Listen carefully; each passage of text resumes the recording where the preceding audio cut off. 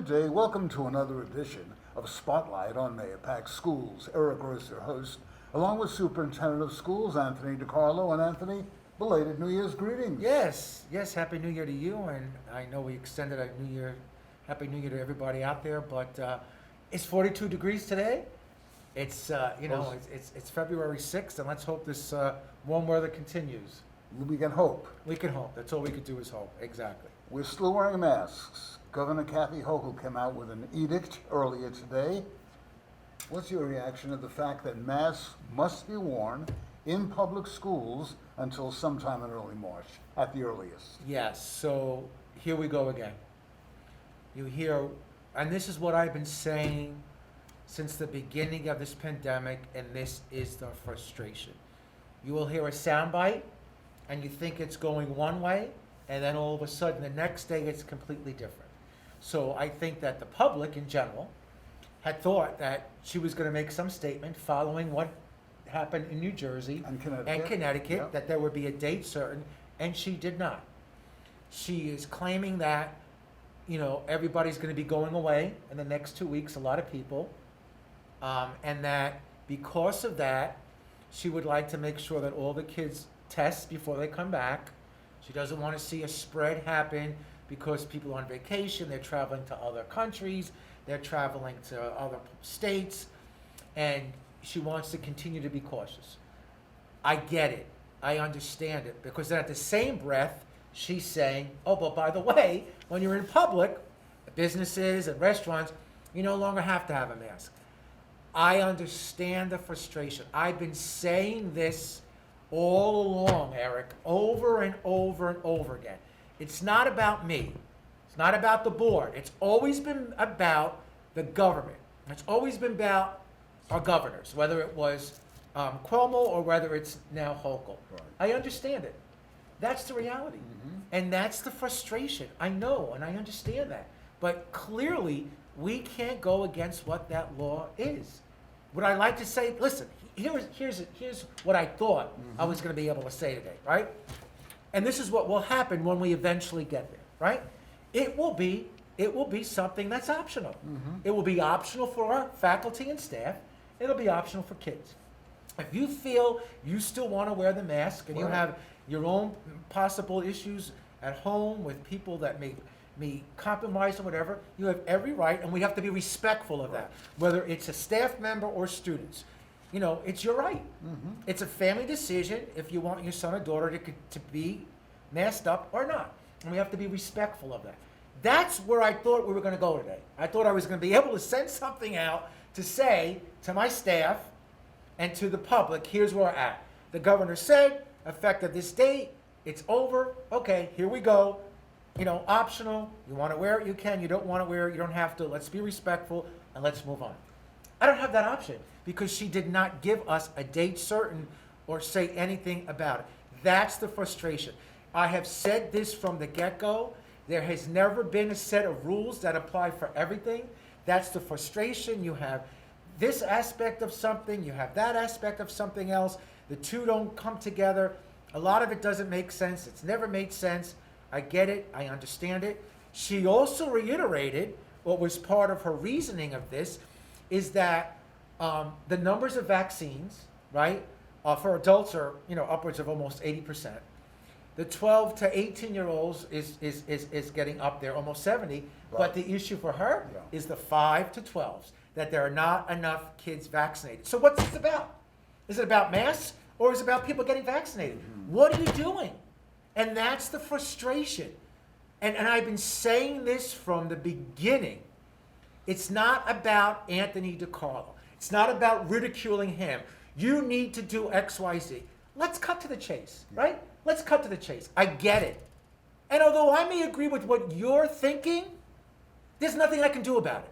So again, as nothing has changed, we've heard about, that's it. Governor, legislators who have conversations with the governor.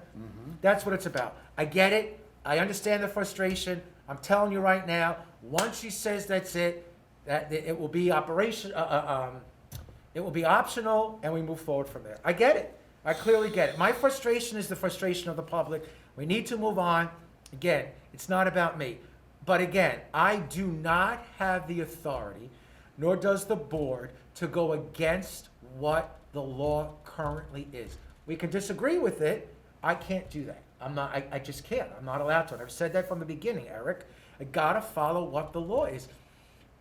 When these things happen, we spend hours on the phone with legal and with our insurance company, right? They guide us through this.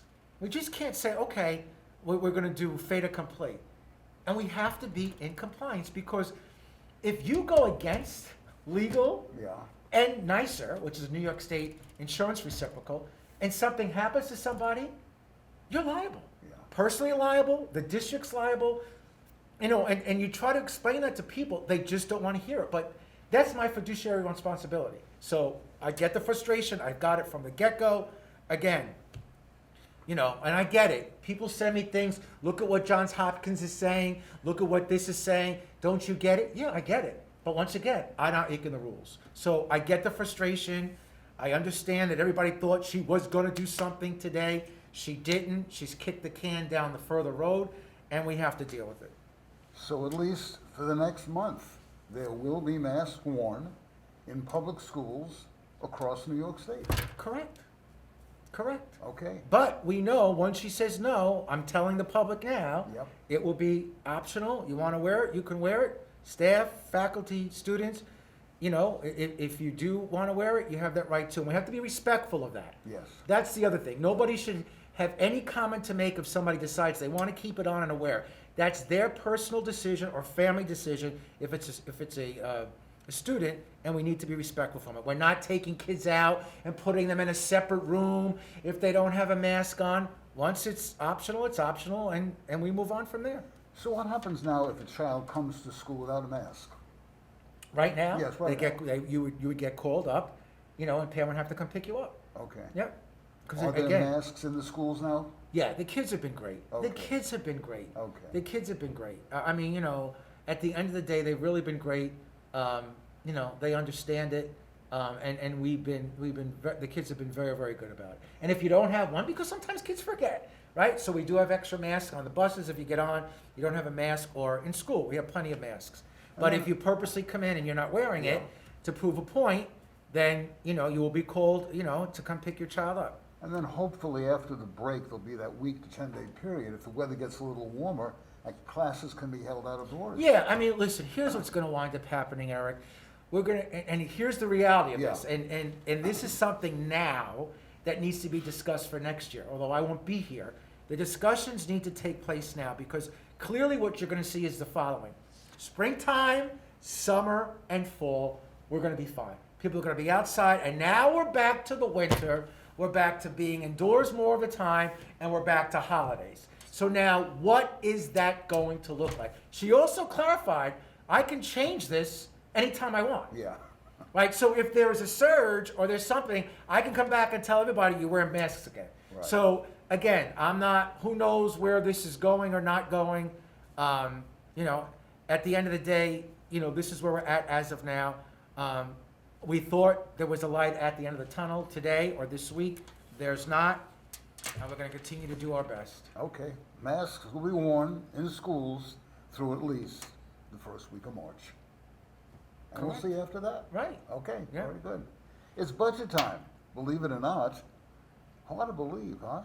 February, budget time. Budget process began back in December though, didn't it? Yeah, so we start in December asking our school principals to put together what their needs are, from an equipment point of view, from a curriculum point of view, from materials and supplies, and then what, if any, staffing needs they may need.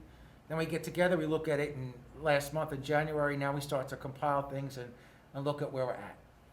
One of the things that we always are sensitive to is making sure that we create a balanced budget, but a budget that continues to work through the programs that we have here that we hold in very high esteem, whether that is our academic programs, whether that's our extracurricular activity programs, whether that's our social emotional programs.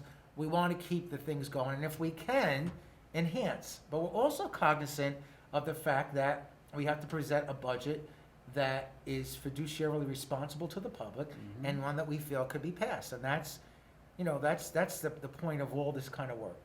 I do want to definitely make the public aware that every year Comptroller DiNapoli comes out with an audit, usually in January, Eric. And there's two of them. There's one that's the fiscal audit, and there's one that they call an environmental audit of school districts, right? Our fiscal one is sound. The environmental one is saying you need to be careful. And believe it or not, it's something that we've talked about. Over the past number of years, our percentage of the budget being passed is going down. Last year, it was passed by 56%. What he's saying is, once you start to approach that 50, you need to get a better wrap around what's going on. So last year, and this is to the public, we can track who's voted, right? They have all these new systems right now. What I mean by who's voted, what age group has voted. Yeah. So last year we had, somewhere about 1,600 people that voted. Out of the 1,600 people that voted, 70% were 59 years of age or above. 70%. That means young parents did not come out to vote. Listen, we have around 4,000, 39 and change students, okay? One would think that at least one parent per household would come out.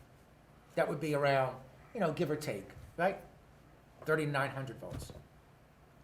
That's parents. That's not including, Eric, community. That's just parents. So here we go. That's a problem. That's a major, major problem. I'm saying vote. I can't tell you how to vote. That's not my responsibility. But you got to come out and vote either way and letting us know how we're doing. I get it. We've had COVID, but one could argue with COVID, a lot of people were working from home. That third Tuesday of the month, you need to come out and you need to vote. The bottom line. The bottom line. Because we don't want to see, I could tell you, I know the numbers of how many no votes I'm going to get every year. That doesn't change. Right. Okay? And I'm telling you, as things continue to happen, and if less and less people come out, then there's going to wind up being a problem. Anthony, when things are going well, people think it's just going to continue going well. And that's the issue. I think, and here's what Eric, you're spot on. I think the majority of people like what's going on. Yes. I think they're excited about, and we've had our issues with COVID, don't get me wrong. But our kids continue to perform well in the classroom, outside of the classroom, in the community, colleges and universities. We're going to some of the best schools in the nation. Kids that have graduated out of here are top directors. They are scientists. They are top CEOs. You get a quality education in the Mahopac Central School District. Right. So to your point, you're right. But what happens is we cannot take that for granted, because then you're going to get a year where the budget goes down. Right. Now, then it's all hands on deck, Yep. because nobody wants to see the district have to go to austerity. So I do agree with what you're saying. I think a lot of people are happy and they just take it for granted. But we're to a point now where the comptroller is saying, you got to watch that number. You start getting closer to that 50%, you could wind up having problems. Now, this happened to a neighboring district. I'm not going to mention the district's name. Right around the corner. Everyone thought everything was wonderfully going on, and they lost the budget twice. Yeah, I know. And they're on austerity now. Maybe people are going to wake up. We Right. don't want to get to that point, though. Right. So, Eric, I think what's also important is we're going to have a lot of budget meetings coming up. It's Yeah. on our website. It's publicized. You got to come in and voice your opinion. Yeah. What things do you like that are going on? And I'm not getting into the issues of COVID and whatever. We have no control over that. Right. But what are the things academically, extracurricular activities that you like, that you want us to keep, maybe things you want us to add? Because the board needs to hear that, right, at the end of the day. So so it's twofold. It's coming out and being more actively involved in the budget process, but it's also important to get out and to ultimately vote. That's really the important piece of trying to get that across. The weather has been men's amends, as they say in French. Cold, No, it's been difficult. a little snow. A lot of ice. A little That's ice, that- a little that's the snow. problem. How are we doing on snow The days? ice is the problem. Yeah, how we The doing on ice. snow days? So we have one more left. Okay. We have one more left, and remember, We're in the middle, not even the middle yet. Yeah, Next week, the middle of February. Never mind the rest of February and And March. March. March could be, yeah, as you know, you can get blizzards in March with 2 feet of snow. So right now we have one left. okay, After we use that one, yeah. all subsequent days will be virtual learning days. Oh, okay. Okay, so it'll still be, schools will be closed, Yeah. but then the announcement will say, all students virtual learning.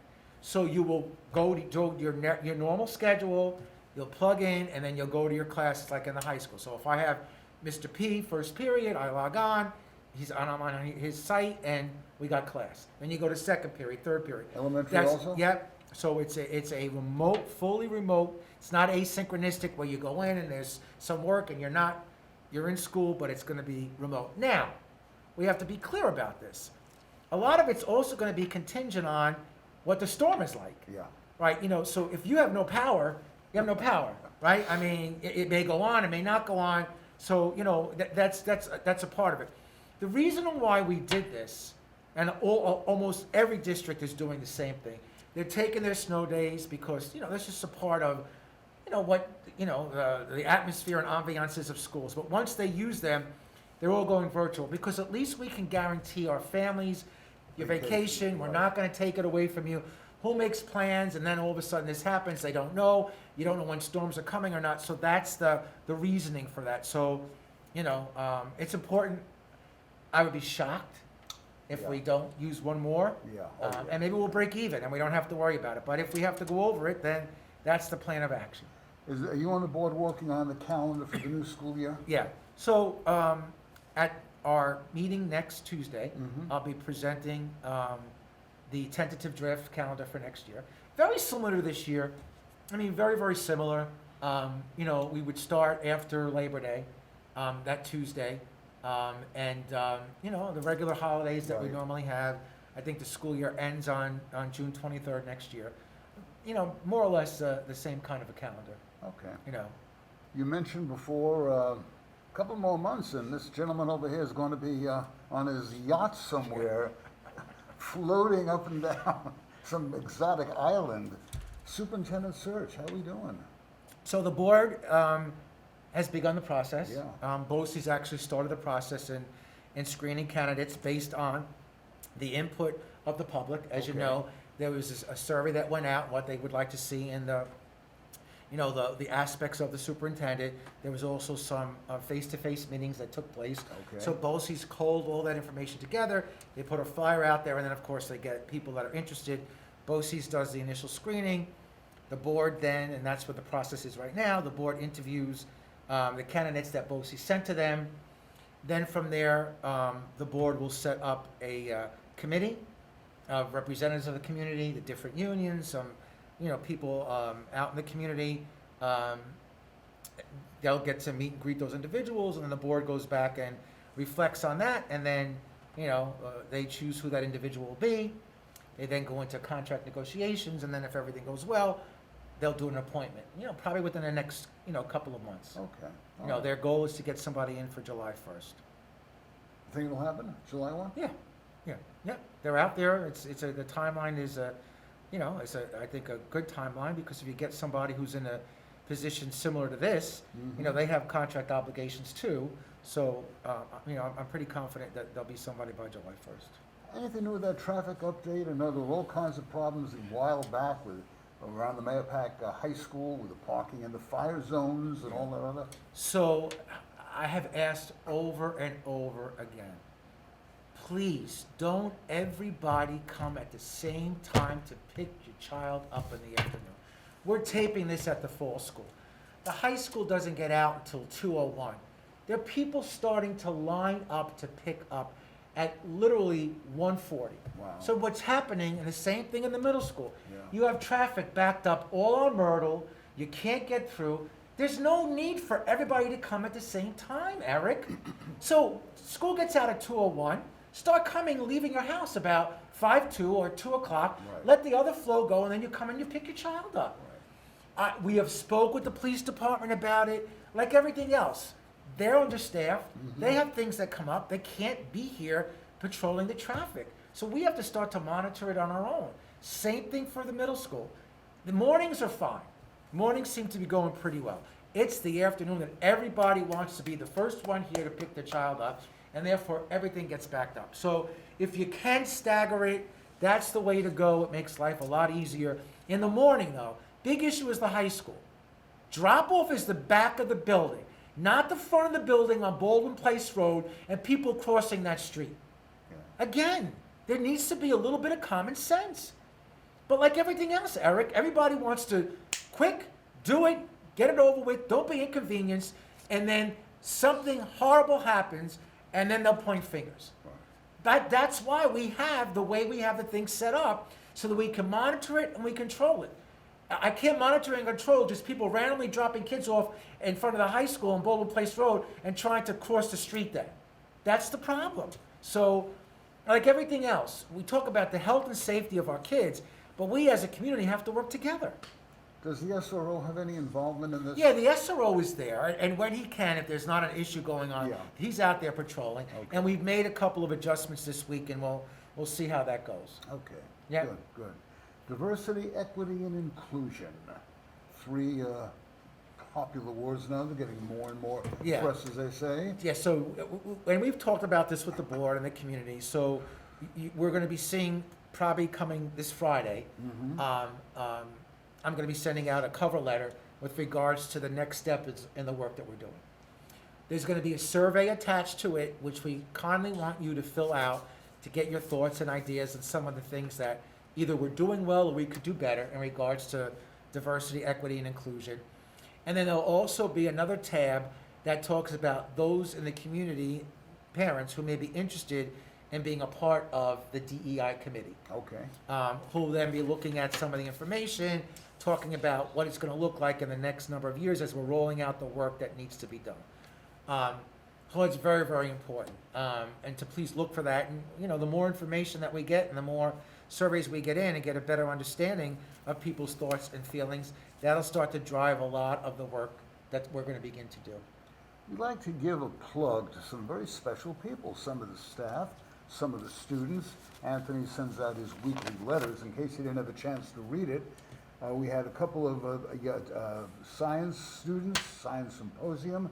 You want to give a pat on the back to that STEAM fair. Yeah, I mean, again, just, you know, it's become a part of the middle school tradition and what we do. I mean, walking around and seeing the work, the incredible work that the students are doing in technology, engineering, and that's why, Eric, as a part of the bond, we created an environment for the kids as they're coming up through the middle school.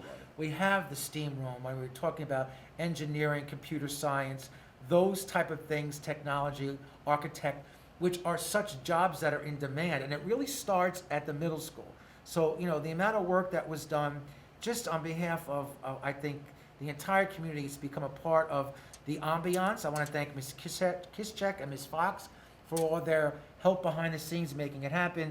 Mr. Casacria and his team, just incredible. And here's what winds up happening. These students then become our research science students in the high school, and we have kids placing, you know, in these projects and these competitions throughout the East Coast, you know, getting honors after honors. And you'll be seeing a lot of that happening over the next couple of months as these competitions are happening and as kids are getting involved with them. And it's just I think it's a credit to the program. I know that Dr. Lawrence and Mr. Casacria are working really hard in creating a program that feeds in to it called Project Lead the Way, which is a nationally recognized program. And so those are the things that a school district wants to continue to create and enhance their learning experience for all the kids. You also want to welcome Bob Meyer back. Yeah, so actually I saw Bob today at Austin Road. So as you know, Mr. Gilligan,